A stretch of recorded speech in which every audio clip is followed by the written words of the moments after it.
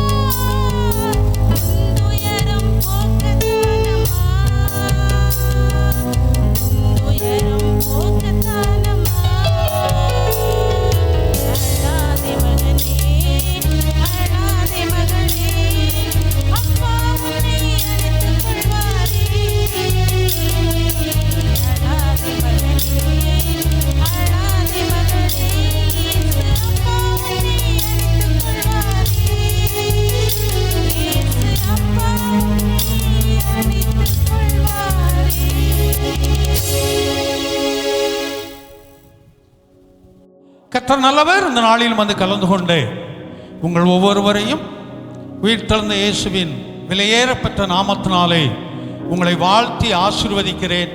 கர்த்தர் தாமே உங்களை ஆசீர்வதித்து காத்துக்கொள்வாராக. அதோடு மாத்திரமல்ல, இந்த நேரலையிலே பார்க்க போகிற உங்கள் ஒவ்வொருவரையும் விசேஷித்த ரீதியிலே கர்த்தர் ஆசீர்வதிப்பாராக. அல்லேலூயா. என்னாகம புஸ்தகத்தை திருப்பி 6ஆம் அதிகாரத்தில் 26வது வசனத்தை வாசிக்கலாம். கர்த்தர் தம்முடைய முகத்தை உன்மேல் பிரகாசிக்க பண்ணி உனக்கு சமாதானம் கட்டளையிடுவார், கட்டளையிட கடவர் என்று சொன்னான். அதான் என்பதை இப்போ இந்த சம்பவத்தை குறித்து பார்க்கும்போது இஸ்ரவேல் ஜனங்களுக்காக இந்த ஆசீர்வாதத்தை கூறும்படி அங்கே கர்த்தர் சொல்லுகிறார். அதில் அந்த 23வது வசனத்தை வாசிங்க. நீ ஆரோனோடும் அவன் குமாரனோடும் சொல்ல வேண்டியது என்னவென்றால்,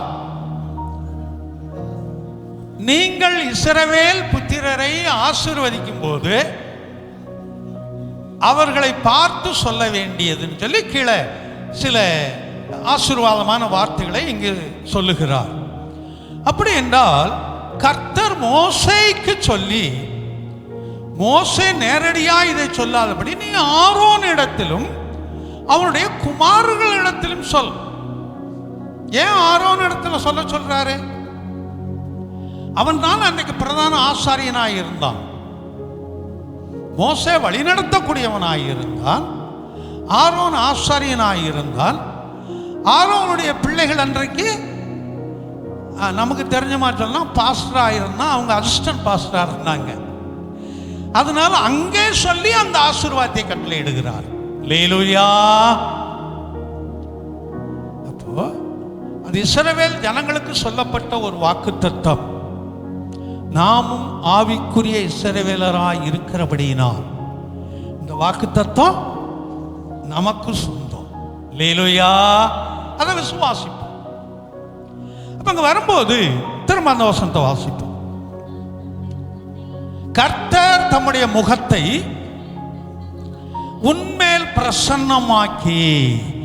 ஆமா, அப்போ கர்த்தர் தம்முடைய முகத்தை உன்மேல் பிரசன்னமாக்கி. பிரசன்னமாக்கினா என்ன அர்த்தம் தெரியுமா? பிரகாசமாக்குறதுங்கிறது வேற, பிரகாசம் கொடுக்கறதுங்க வேற. பிரசன்னமாக்குறதுன்னா என்னன்னு தெரியுமா? பிரசன்னமாக்குனா ரெண்டு அர்த்தம் வரும். ஒன்று தெரியப்படுத்துறது, இல்லைன்னா அவரே வந்து இருக்கிறது. பிரசன்னமானார்கள்னு சொல்லுவாங்க, அந்த இடத்துக்கு வர்றது. அப்ப அவரே வருகிறார், அதுதான் அதனுடைய அர்த்தம். சரி, தொடர்ந்து வாசிக்க. உனக்கு சமாதானம் கட்டளையிட கடவர் அப்படின்னு சொல்லி அதில் வாசிக்கிறோம். அப்ப அவர் சமாதானத்தை கொடுக்கக்கூடியவர், அவர் சமாதானத்தை கொடுக்கக்கூடியவர். அது மறந்துடக்கூடாது. எந்த சூழ்நிலையில நமக்கு சமாதானத்தை கொடுப்பார் அப்படிங்கிறதையும் நம்ம பார்த்து கடந்து போகணும். அது ரொம்ப நமக்கு பிரயோஜனமாக இருக்கும். நாம் எப்பெல்லாம் அவரை நோக்கி நாம் பார்க்க கற்றுக்கொள்கிறோமோ அப்பொழுதெல்லாம் அவர் நமக்கு முதலாவது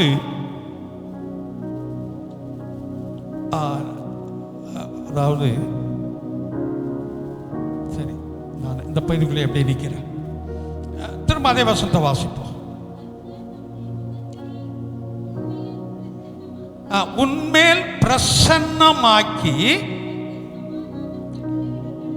உனக்கு சமாதானம் கட்டளையிட கடவர் என்று என்பதை அவர் நமக்கு என்ன செய்யக்கூடியவராய் இருக்கிறாரா? சமாதானத்தை கட்டளையிடக்கூடியவராய் இருக்கிறார். இந்த சமாதானம் கட்டளையிட வேண்டும் என்றால் எந்த சூழ்நிலையில் ஏன் சமாதானம் கட்டளையிட வேண்டும்? எந்த சூழ்நிலையில் ஏன் சமாதானம் கட்டளையிட வேண்டும்? கொஞ்சம் யோசிச்சு பார்க்கணும். நம்ம சாப்பிடணும்னு சொன்னா எப்ப சாப்பிடணும், ஏன் சாப்பிடணும்? பசியா இருக்கும்போது சாப்பிடணும். ஏன் சாப்பிடணும் அப்படின்னு சொன்னா நம்ம சரீரத்துக்கு சில விதமான பலன் வேணும், நம்ம உயிர் வாழணும், அதனால சாப்பிடணும். நம்ம என்ன செய்யறதுக்காக சாப்பிடுறோம்? உயிர் வாழ்றதுக்காக சாப்பிடுறோம். உலகத்துல வேற சில கூட்டங்கள் இருக்கு, அவங்க எதுக்காக உயிர் வாழ்றாங்க?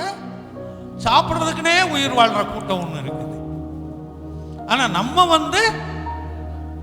உயிர் வாழ்றதுக்காக சாப்பிடுற கூட்டம் இல்லையா? அது ரெண்டுக்கும் வேறுபாடு இருக்குது. அப்ப இங்க சமாதானத்தை கட்டளையிடுகிறார் என்று சொன்னால் எந்த சூழ்நிலையில சமாதானம் தேவை?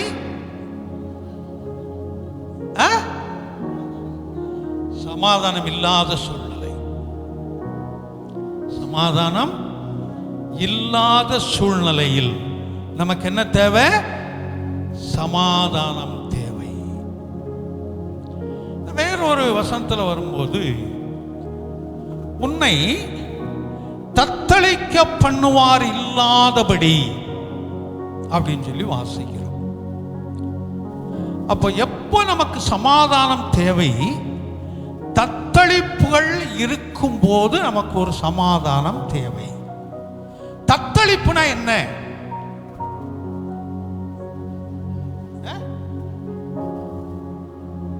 அவன் என்ன செய்யறதுன்னு ஒரு 2 நாளைக்கு முன்னாடி சிஸ்டர் என்கிட்ட கேட்டாங்க, என்ன குழம்பு வைக்கிறதுன்னு தெரியாம குழம்பிக்கிட்டு இருக்கிறேன். நாங்க என்ன குழம்பு வைக்கிறதுன்னு தெரியாம வைக்கிறது ஒரு குழம்பு தான். அதை கடை சொல்லுங்க, நான் என்ன 10 குழம்பா வைக்க முடியும் அப்படிம்பாங்க. அது ஒண்ணு வைக்கிறது பெரிதுன்னு தான் நான் சொல்லுவேன். அவர்களுக்கு அவர்களால் ஒன்று வைக்கிறதே பெரியதுதான் நான் சொல்லுவேன். அதெல்லாம் நான் அந்த இதெல்லாம் போகிறதுக்கு இல்லை. அப்போ நான் சொன்னேன், நீ ஏன் குழம்பிக்கிட்டு இருக்கிற, என்ன இருக்குது, தயிர் இருக்குதா, விட்டு நான் தயிரில் சாப்பிட்டுக்கிறேன், ஊறுகாய் இருக்குது, தயிர் இருக்குது, சாப்பிட்டுக்கிறேன். சில நேரம் குழம்ப வேண்டாம், கஞ்சி சாப்பிட்டுக்கிறேன்னு சொல்லுவேன். அப்போ அநேக நேரம் நம்ம என்ன செய்யறோம், குழம்பிக்கிட்டு இருக்கிறோம். அது ஒரு பகுதி. தத்தளிப்பு என்பது அது கொஞ்சம் வித்தியாசமானது. தத்தளிக்கிறதுனா என்னன்னு தெரியுமா? முதல்ல பயத்தோட ஒரு நடுக்கும். அது சொல்லும் போது அதை கவனிக்க, அந்த அந்த பாடி லாங்குவேஜ்னு சொல்லுவாங்க. என்னது பாடி லாங்குவேஜ், அதாவது நம்ம உடல் மொழி, அதுதான் முக்கியம் அங்க நமக்கு வர்றதில்ல இல்லையா? பயத்தோடு. ஆமா, பொதுவாய் தத்தளிக்கிறதுனா என்ன சொல்லுங்க பார்க்கலாம். தண்ணியில அதான் தத்தளிக்கிறதுனா என்ன? தண்ணியில மாட்டி தத்தளிக்கிறதுனா தண்ணியில இருந்து சொல்லும் போது இப்ப பிரச்சனைன்னு சொன்னா எப்படி? தண்ணியில பிரச்சனையா? சரி, அத சொல்லுங்க. நீச்சல் தெரியாம இருக்கிறவனை ஒருத்தனை தண்ணியில தள்ளி விட்டாங்கன்னு வைங்க.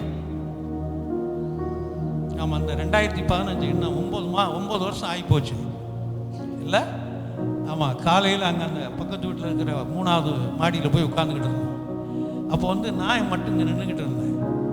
தம்பி ஜானு தான் லுங்கியை கட்டிக்கிட்டு அந்த பனியனை போட்டுக்கிட்டு இல்லை நீச்சல் அடிச்சுட்டு இங்கே வந்தாப்போ, நீச்சல் அடிக்க வேண்டாப்பா, அங்கே ரோட்டில் அதே கொண்டு இங்கே விட்டுரும். அப்படி தான் தண்ணி ஓடிக்கிட்டு இருந்துச்சு. நீச்சல் தெரியுங்கிறதுனால அடிச்சுட்டு அங்கே மேலே என்ன தம்பின்னு பார்த்துட்டு போகிறதுக்கு தான் வந்தேன் பாஸ்ட் அப்படின்னு. அப்புறம் அங்கே இப்போ வயிறு கொஞ்சம் பெருசாக இருந்துச்சு. இப்போ இருந்த மாதிரி பெருசு இல்லை. ஆமாம், இப்போ கொஞ்சம் பெருசாகிடுச்சு. அதை குறைக்கணும், நல்லது. எப்போ அந்த மத்திய பிரதேசம் கொஞ்சம் அதிகமாகுதோ அப்போ பல வியாதிகள் தானாக வரும் நமக்கு. மத்திய பிரதேசங்கள் எப்பொழுது கூடுமான வரைக்கும் குறைக்கிறதுக்கு ட்ரை பண்ணுங்க. அதுக்காக நீங்கள் சாப்பிடாம இருந்தால் ஒன்றும் குறையாது. சாப்பிடாம இருக்கிறதுனால கூடும், குறையாது.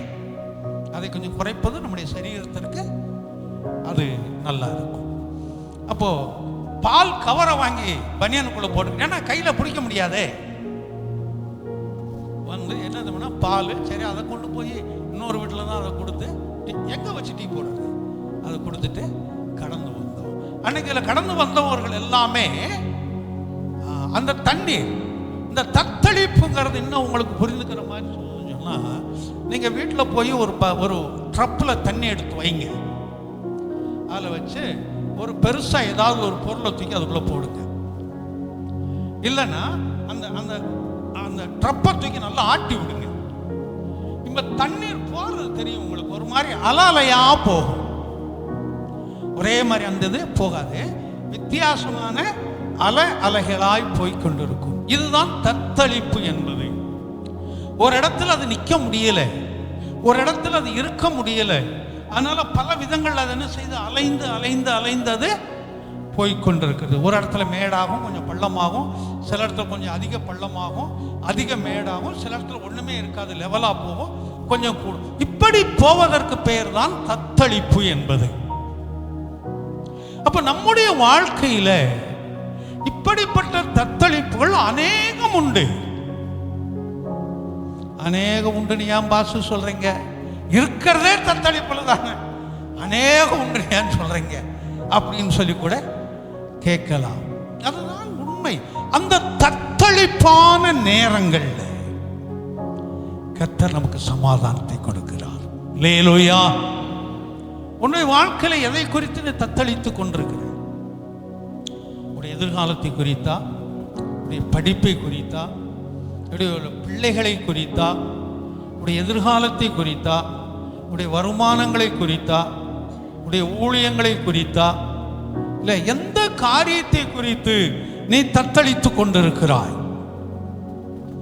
அந்த காரியங்களிலிருந்து கர்த்தர் சமாதானத்தை கொடுக்கக்கூடியவர். இந்த மாதிரி நடக்கும், அதை விசுவாசிப்போம்.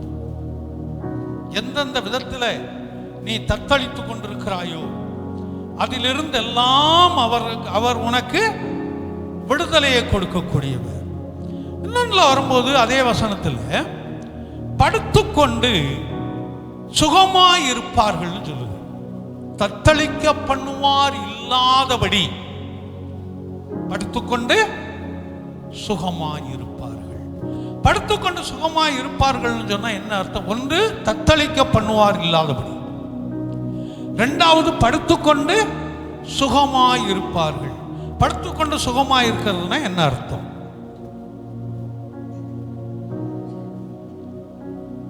ஏன் படுக்கிறோம்? எப்படி? ரெஸ்ட் எடுக்க. சரி, ஓய்வு. சரி, வேற? தூங்குறது தான். ஓய்வெடுப்பது என்பது சும்மா படுத்து கொஞ்ச நேரம் கண்ணை மூடிட்டு அப்படியே எந்திரிப்போம். இல்லை சும்மா அப்படியே படுத்து கிடப்போம். ஒரு இடத்துக்கு போய் அலைஞ்சிட்டு வந்தால் கொஞ்ச நேரம் அப்படியே படுத்து இருப்போம், அவ்வளோதான். அது தூங்குறோங்கிறதெல்லாம் இல்லை. ஆனால் அது ஓய்வு. தூக்கம் என்பது அது வேறு. தூக்கம் என்பது அது வேறு. நம்ம நல்லா படுத்து தூங்கிக்கிட்டு இருக்கிறோம். அப்போ ஒரு ஓய்வு நமக்கு தேவை. இந்த படுத்துக்கொண்டு சரியாய் படுப்பது எதற்காகனா தூங்குவதற்காக. படுத்த உடனே யார் தூங்குறது?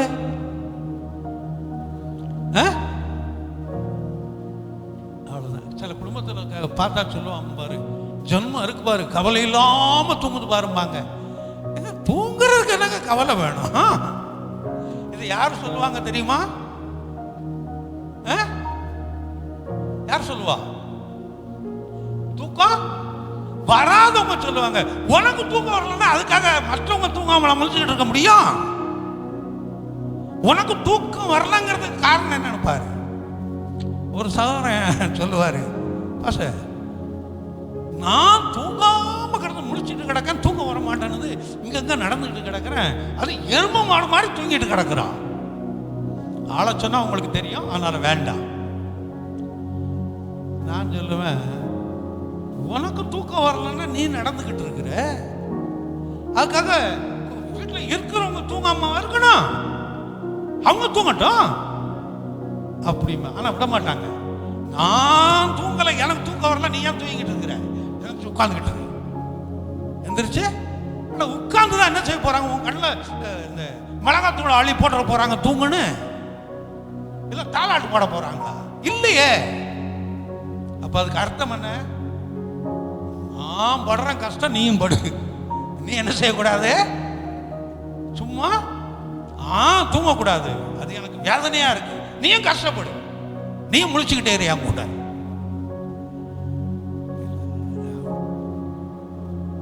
படுத்துக்கொண்டு நித்திரை செய்வது யார்?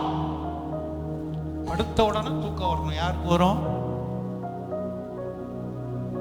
சொன்ன மாதிரி மனசுல சமாதானம் இல்லாதவர்களுக்கு, கவலை இல்லாதவர்களுக்கு படுத்த உடனே தூக்கம் வரும். சிலர் சொல்லுவாங்க, நானும் புரண்டு புரண்டு படுக்கிறேங்க, தூக்கமே வரமாட்டேனுது. புரண்டு புரண்டு படுக்கிறேன், தூக்கமே வரமாட்டேனுது. ஏன் வரமாட்டேங்குதுங்கிற கொஞ்சம் ஆராய்ந்து பார். ஏன் தூக்கம் வரல? உன்னை கவலை ஆட்கொண்டிருக்குதா? எதனால அந்த கவலை வந்துச்சுங்கிறத கொஞ்சம் யோசித்து பார்.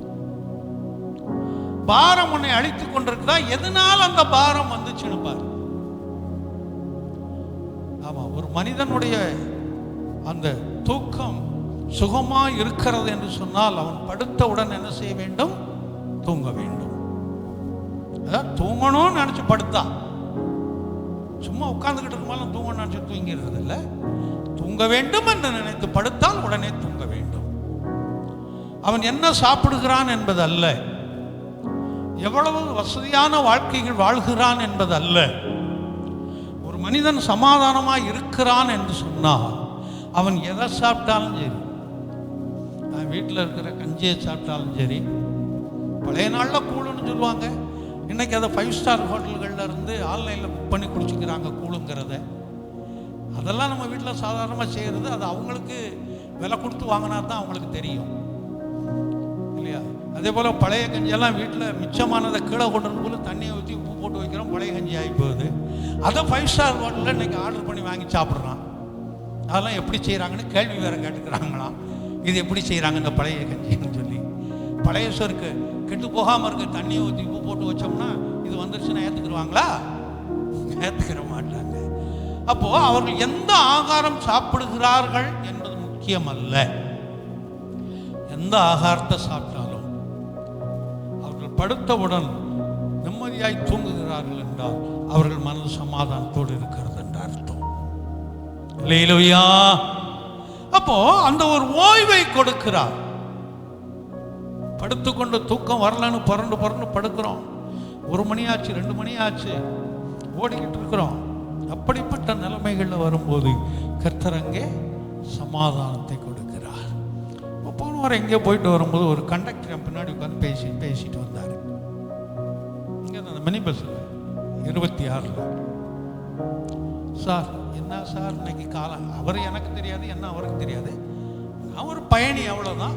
அவர் கண்டக்டர் பின்னாடி கூட்டம் இல்லை, பின்னாடி உட்காந்து என்ன சார் கொடுமை இன்னைக்கு. முன்னாடி ஒருத்தர் ஃபுல்லாக தண்ணி அடிச்சு உட்காந்துக்கிட்டு இருக்கிறான். அவனை பார்த்து சொல்கிறாரு, என்ன கொடுமை பாருங்க சார், அப்படி இவ்வளோ கோரமாக உட்காந்துக்கிட்டு இருக்கிறான், என்ன சொல்கிறது அப்படின்ட்டு. அரசாங்கமும் அதை கண்டுக்கிற மாட்டேனுது. இந்த எம்ஜிஆர் சிலைக்கிட்ட காலையில் 6 மணிக்கு குடிச்சுக்கிட்டு இருக்காங்க சார். இந்த எம்ஜிஆர் சிலை 6 மணிக்கு எங்கே இருந்து சார் அவங்களுக்கு கிடைக்குது? 6 மணிக்கு இங்கே உட்காந்து குடிச்சுக்கிட்டு இருக்கிறோம் அப்படின்னு சொல்லி அது அவங்களுக்கு தெரியும், குடிக்கிறவங்களுக்கு தெரியும். 6 மணி இல்லை 16 மணி கூட எந்த இடத்துல கிடைக்கும், எங்கே கிடைக்கும், எப்படி கிடைக்கும், என்ன விலை கிடைக்கும் அவங்களுக்கு தெரியும், நமக்கு தெரியாது. அவர் என்னோடு பேசிட்டு வந்தார். என்ன அப்படி ஆயிடுச்சு, இன்னைக்கு யாரையும் எதுவும் கேட்க முடியல சார். பின்ன அவர் சொன்னார், அரசியல்வாதிகளுக்கு தெரியாமல் என்ன சார் நடக்கும்? ஊர் தலைவருக்கு தெரியும், எம்எல்ஏக்கு தெரியும், கவுன்சிலருக்கு தெரியும், மந்திரிகளுக்கு தெரியாமல் எப்படி நடக்கும்னாரு. நிச்சயமாக அவங்களுக்கு தெரியாமல் நடக்கிறதுக்கு வாய்ப்பு இல்லை. அவங்களுக்கு இதில் ஒரு கமிஷன் போகும்னு நான் சொன்னேன். என் இடம் வந்துச்சு, நான் இறங்கி வந்துக்கிட்டே இருந்தேன். நாம் தூங்க வேண்டும் என்றால் கர்த்தருடைய கிருபை, கர்த்தருடைய தயவு நமக்கு வேண்டும்.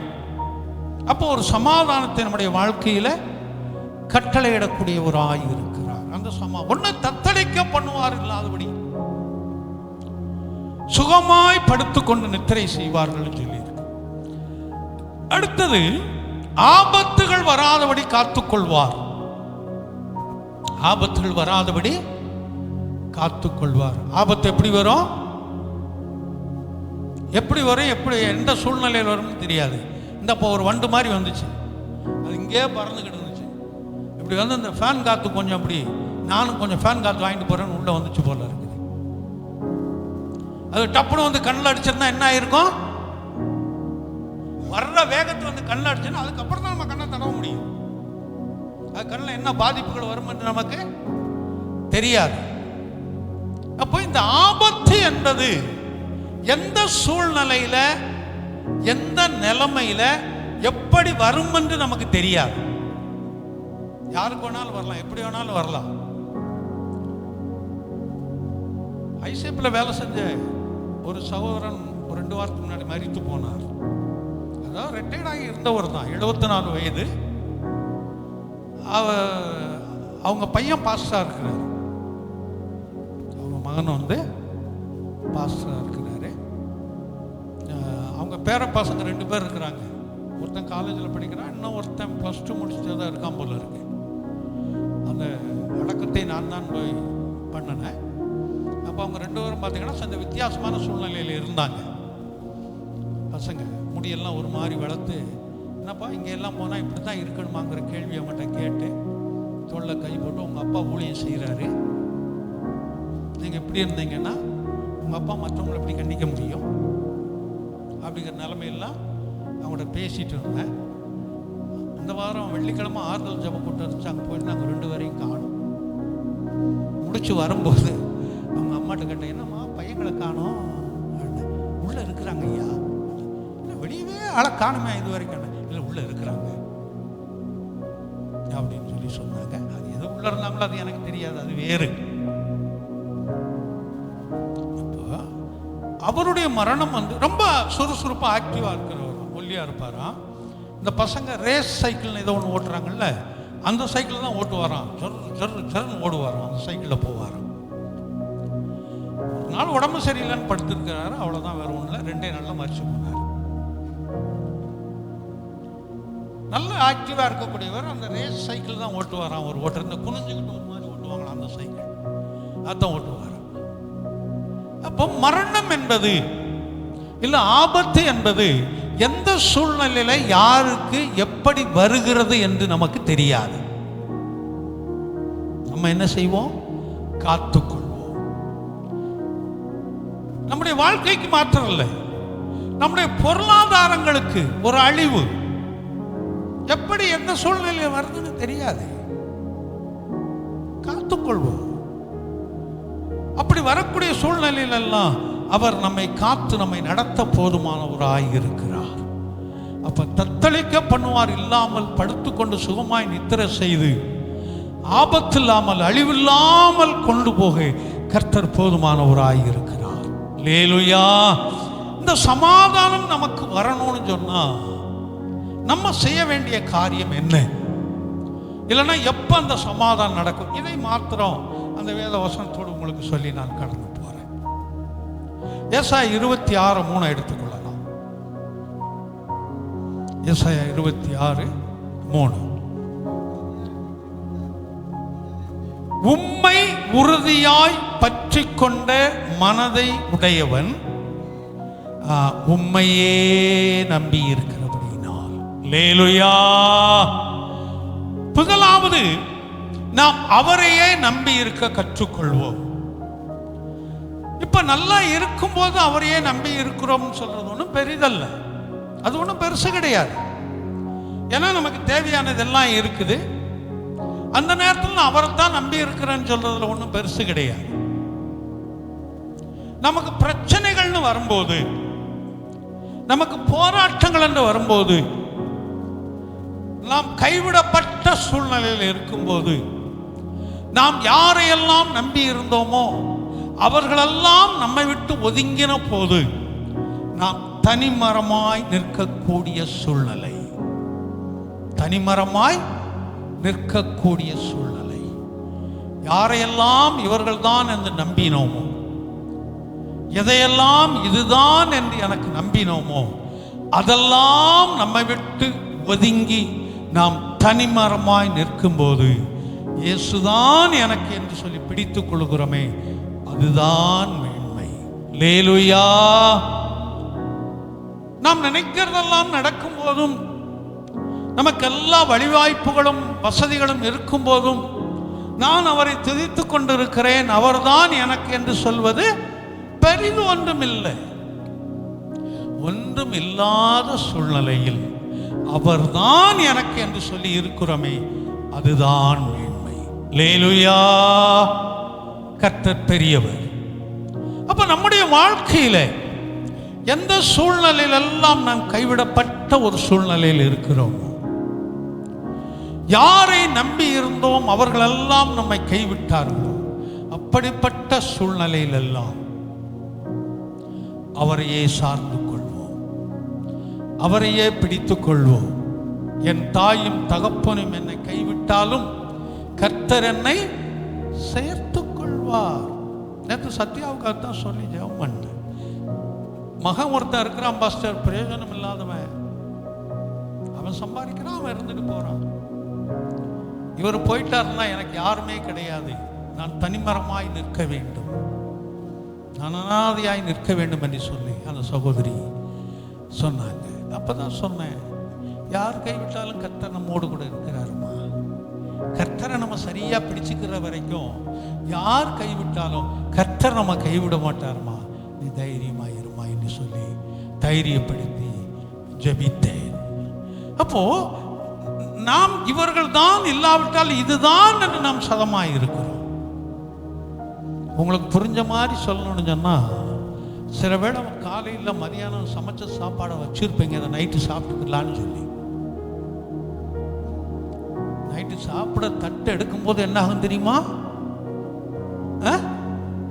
கெட்டு போயிருக்கும்.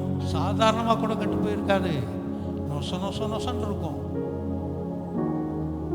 அதை சாப்பிட முடியாது, அதை எடுத்துக்கொண்டு கீழே போட முடியாது. ஏன் போட முடியாது? மனசு ஒத்துக்கிறாது. சாப்பிடவும் முடியாது, சரீரம் ஒத்துக்கிறாது. சாப்பிட்டா சரீரத்துக்கு ஒத்துக்கிறாது, கீழே கொண்டு போடுறதுக்கு மனசு ஒத்துக்கிறாது. என்ன பண்றது? இது ரெண்டு கடையில் தத்தளிச்சுக்கிட்டு இருப்போம். இருந்தாலும் வேற வழியே இல்லையான்னு கொண்டு போய் வெளியே போட்டு தான் வருவோம். வேற வழியே இல்லைன்னு சொல்லி போட்டு வருவோம்.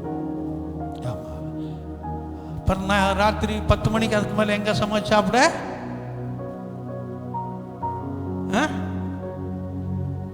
அவ்வளோதான். ஒரு கதை ஒன்று. ஒரு சாமியார் பிச்சை எடுத்துக்கிட்டே வந்தாங்க. மழை நேரம் வேற. ஒரு வீட்லையும் கிடைக்கல. ஒரு வீட்டில் வந்து தட்டி கேட்டான், ரொம்ப பசிக்குது, அதை கொடுங்கன்னு. ஒன்றும் இல்லை அப்படின்னாங்களாம். உடனே சரி, இந்த மழைக்கு இந்த திண்ணையிலையாவது நான் படுத்துக்கிட்டா. இன்னைக்கு தின்னா யாருக்கும் தெரியாது. தின்னா உங்களுக்கெல்லாம் தெரியுமா? என்ன தின்னா? தின்றதா தெரியுமா? தின்னா தெரியுமாப்பா? என்னது? வீட்டுக்கு வெளியில் இருக்கும் ரோடு, வாசல் பக்கத்தில் உட்கார்ற மாதிரி அந்த டேபிள் போட்டு வச்ச மாதிரி போட்டு வச்சிருப்பாங்க திண்ணை. அதுதான் பழைய நாளில் இருக்கிறது, வர்றவங்க தங்கி அங்கே உட்கார்றதுக்காக. அதில் உட்கார்ந்தா சாப்பாடு கிடைக்கலன்னா அப்போ பக்கத்தூரில் பண்ண மாதிரி பண்ண வேண்டியதான். போடு அப்படின்னா பக்கத்தூரில் பண்ண மாதிரி இங்கே பண்ண வேண்டியதான், போடு அப்படின்னா. இந்த அம்மா உள்ள இருந்து சத்தம் கேட்குறாங்க, என்னடா சாமியாராக இருக்கான், பக்கத்தூரில் என்ன பண்ணா ஏது பண்ணான்னு தெரியாதே, இங்கே என்ன பண்ண போகிறான்னு தெரியலையே அப்படின்னு வெளியில் வந்து, சாமி கொஞ்சம் பொறுங்க, உங்களுக்கு சாப்பாடு செஞ்சு தரேன்னு சொல்லி இந்த அம்மா போய் அவசர அவசரமாக அரிசி போட்டு, அப்போல்லாம் குக்கரு கிடையாது இல்லை, ஆமாம், சோறாக்கி ஏதோ ஒரு குழம்பு வச்சு வீட்டுக்குள்ளே கூப்பிட்டு நல்லா உட்காந்து சாப்பிடுங்க, நல்லா சாப்பாடு கொடுத்தாங்க. இவன் சொல்கிறான், நல்லா நீ வாழணுமா சாப்பாடு கொடுத்த அப்படின்னு சொல்லி வெளியே வந்து படுத்துக்கிட்டான். அதுக்கப்புறம் காலையில் எழுந்திரிச்சான். கிளம்ப போகும்போது அந்த அம்மா வந்தாங்க, ஐயா பக்கத்தூரில் ஏதோ பண்ணிட்டேன்னு சொன்னீங்களே, அங்கே பண்ண மாதிரி இங்கே பண்ண வேண்டியதான், போடுன்னு சொன்னீங்களே, அது என்ன அர்த்தம் கொஞ்சம் சொல்லுங்க, எனக்கு ராத்திரியெல்லாம் தூக்கம் வரல நீங்கள் சொன்ன வார்த்தைன்னு சொல்லி. அது ஒன்றும் இல்லைம்மா, அந்த ஊர்லேயும் போய் சுற்றி சுற்றி கேட்டேன், ஒருத்தரும் சாப்பாடு போடலை, அதனால் துண்டை எடுத்து இடுப்பில் கட்டி போடு பட்னி அப்படின்னு சொல்லி படுத்து எழுந்திரிச்சு இங்கே வந்தேன் அப்படின்னா, போடு பட்டினி அப்படின்னு சொல்லி படுத்து எழுந்திரிச்சு இங்கே வந்தேன் அப்படின்னா, அந்த சகோதரன் வச்சுங்களா, அட பாவி பேல, அதுக்காகவா பையனுக்கு உனக்கு நடுராத்திரியில் சோறு செஞ்சு கொடுத்தேன் அப்படின்னாங்களா இல்லையா? சரி, அது ஒரு கதை, அது அப்படி இருக்கட்டும். அப்போ எந்த சூழ்நிலைகள் நமக்கு வந்தாலும் அவரையே நாம் நம்ப கற்றுக்கொள்ளுவோம். அவரை நம்பி இருக்கிறதுனால அவர் நம்மை மோசம் பண்ணக்கூடியவர் அல்ல, நம்பிக்கை துரோகம் பண்ணக்கூடியவர் அல்ல. அதை நம்ம விசுவாசிப்போம். ஆமாம், நம்முடைய சமாதானம் நமக்குள்ளாய் கிரியை செய்ய வேண்டும் என்றால், அவருடைய முகம் நமக்கு பிரசன்னமாக வேண்டும் என்றால், பிரகாசிக்கிறது வேற, பிரசன்னமாக வேண்டும் என்று சொன்னால் அவரையே நாம் என்ன செய்வோம்? நம்புவோம். எந்த சூழ்நிலையில் இருந்தாலும் சரி, அவரை நம்பும் போது அவர் நம்மை கைவிடுறதில்லை. அதே வசனத்தில் அடுத்த பகுதியை வாசிங்க. பூரண சமாதானத்துடன் காத்துக்கொள்வீர். திரும்ப மேல இருந்த வசனத்தை வாசிங்க. உறுதியாய் பற்றி கொண்ட மனதை உடையவன் உம்மையே நம்பி இருக்கும்போது, நம்பி இருக்கிறபடியால் நீர் அவனை பூரண சமாதானத்துடன் காத்துக்கொள்வீர். அப்ப அவர் நம்பும் போது அவரை பிடித்து கொள்ள வேண்டும். நம்புவதுங்கிறது ஒண்ணு, அவரை பிடித்துக் கொள்றதுங்கிறது ஒண்ணு. நாம் அவரை பிடித்துக் கொள்வதை பார்க்கிலும் நம்மை அவர் பிடித்துக் கொள்ள நம்முடைய கரங்களை அவருக்குள்ளாய் ஒப்பு கொடுக்க வேண்டும். ஏன்னா நாம் அவர் கையை பிடிச்சிருந்தா எந்த இடத்துல விடணுமோ அந்த இடத்துல விட்டு போய்கொண்டே இருப்போம். ஆனா நம்முடைய கரங்களை அவருடைய கரத்தில் கொடுத்து அவர் நம்முடைய கரங்களை பிடித்துக் கொள்ளும்படியாய் சொல்லுவோம் என்று சொன்னால் நாம் எந்த இடத்துலையும் நிற்க முடியாது. அவர் விரும்புகிறபடி நம்மை அழைத்து கொண்டு, அவர் விரும்புகிறபடி நம்மை இழுத்து கொண்டே போவார். அல்லேலூயா. இது சிறு பிள்ளைகளை வைத்திருக்கிறவங்க வெளியில் போகும்போது தெரியும் உங்களுக்கு. நீங்கள் கடைக்கு போனாலும் சரி, கன்னிக்கு போனாலும் சரி, ஏன்னா கடகண்ணின்னு தானே சொல்கிறோம். எங்கே போகிறோம்? கடகண்ணிக்கு போகணும் அப்படின்னு தானே சொல்கிறோம். அதனால் எங்கே போனாலும் சரி, இல்லை நீங்கள் பார்க்குக்கு போனாலும் சரி, பீச்சுக்கு போனாலும் சரி, சிறு பிள்ளைகளை உங்களுடைய கரங்களை பிடித்துக்கொள்ளுன்னு சொன்னீங்கன்னு சொன்னால், கொஞ்சம் தூரம் போய் பார்த்தீங்கன்னா உங்கள் பிள்ளை இங்கே இருக்காது, வேறு ஏதோ ஒரு பிள்ளை உங்கள் கையை பிடிச்சிக்கிட்டு இருக்கும். எங்கடா நம்ம பிள்ளைன்னு காணோம்னா நீங்கள் தேடிக்கிட்டு தான் இருக்கணும். அது எங்கேயோ நின்று பஞ்சு மிட்டாய் விற்றுக்கிட்டு இருப்போம், அங்கே நின்று வேடிக்கை பார்த்துக்கிட்டு இருக்கோம். இல்லை அங்கே ஏதாவது பொம்மை கடை இருக்கும், பொம்மை கடையில் நின்றுக்கிட்டு இருக்கும். ஏதாவது சொப்பு சாமான் கடை இருக்கும், அந்த சொப்பு சாமான் கடையில் நின்று வேடிக்கை பார்த்துக்கிட்டு இருக்கும். ஆனால் அந்த பிள்ளையினுடைய கரத்தை நீங்கள் பிடித்து கொள்ளும் போது, அது எந்த இடத்துல நின்று என்ன கேட்டாலும் சரி வாங்கி கொடுத்துட்டு வான அன்போடு கூட்டு போவோம். இல்லை என்ன செய்வோம்?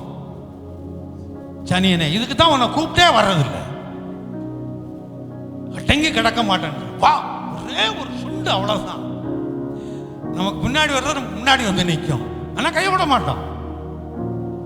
தர தர தரன்னு என்ன செய்வோம்? அழுதுகிட்டே இருந்தாலும் இழுத்துட்டு போயிடுவோம் நம்ம போக வேண்டிய இடத்துக்கு. இது நடைமுறை. இது சாதாரணமாக செய்யக்கூடிய நடைமுறைகள். அப்போ நம்முடைய தகப்பனுடைய கரத்திலே நம்முடைய கரத்தை கொடுத்து என்னை பிடித்துக் கொள்ளுங்கள் என்று நாம் சொல்லுவோம் என்றால், அவர் நம்மை ஒரு நாளும் கைவிட மாட்டார்.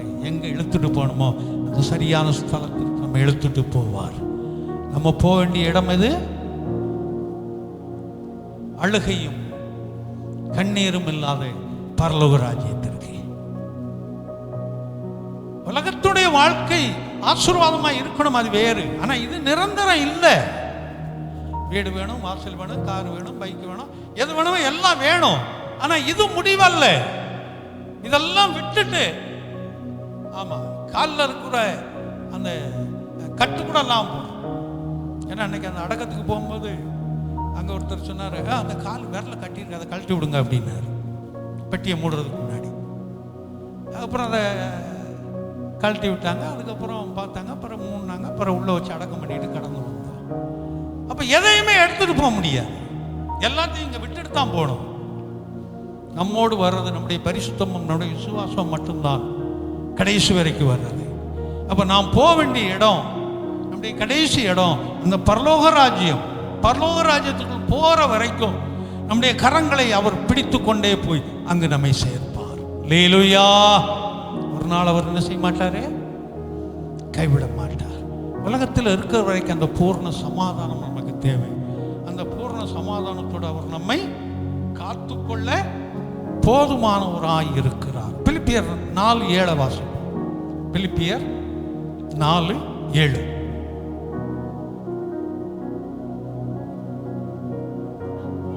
அப்பொழுது எல்லா புத்திக்கும் மேலான தேவ சமாதானம் உங்கள் இருதயங்களையும் உங்கள் சிந்தைகளையும் கிறிஸ்து இயேசுவுக்குள்ளாக காத்துக்கொள்ளும். அல்லேலூயா. இது யாருக்கு சொல்லப்பட்ட வசனம்? சத்தமா சொல்லுங்க. பிலிப்பு சபையாருக்கு சொல்லப்பட்ட வசனம். சபை என்றால் என்ன, ஆலயம் என்றால் என்னன்னு சொல்லி அது எழுதி கொடுத்துருங்க. அது வரக்கூடிய வாரங்களை நான் உங்களுக்கு அது தெளிவுபடுத்துகிறேன். சபைக்குள்ளாய் போவது யார், ஆலயத்துக்குள்ளாய் போவது யார், சபை என்றால் என்ன, ஆலயம் என்றால் என்ன, இதை குறித்து என்னன்னு ஒரு தடவை கேள்வி கேட்டிருந்தேன். அதுக்கு பதில் வந்திருக்குது. அந்த பதில் என்னங்கிறத நான் வரக்கூடிய நாட்களில் உங்களுக்கு சொல்கிறேன். அப்படி என்றால் தேவ சமாதானத்தோடு கூட அவர் நம்ம என்ன செய்யக்கூடியவர்? காத்துக்கொள்ளக்கூடியவர். நம்ம சமாதானம் என்பது வேறு, உலக சமாதானம் என்பது வேறு, தேவ சமாதானம் என்பது வேறு. தேவ சமாதானத்தினால் உன்னையும் என்னையும் அவர் காத்துக்கொள்ளக்கூடியவர். இந்த 7வது மாதம் அவர் முகத்தை நம்மது பிரசன்னமாக்கி நமக்கு பூரண சமாதானத்தை கட்டளையிடுவார். அந்த நிச்சயத்தோடு கூட நாம் கடந்து போவோம்.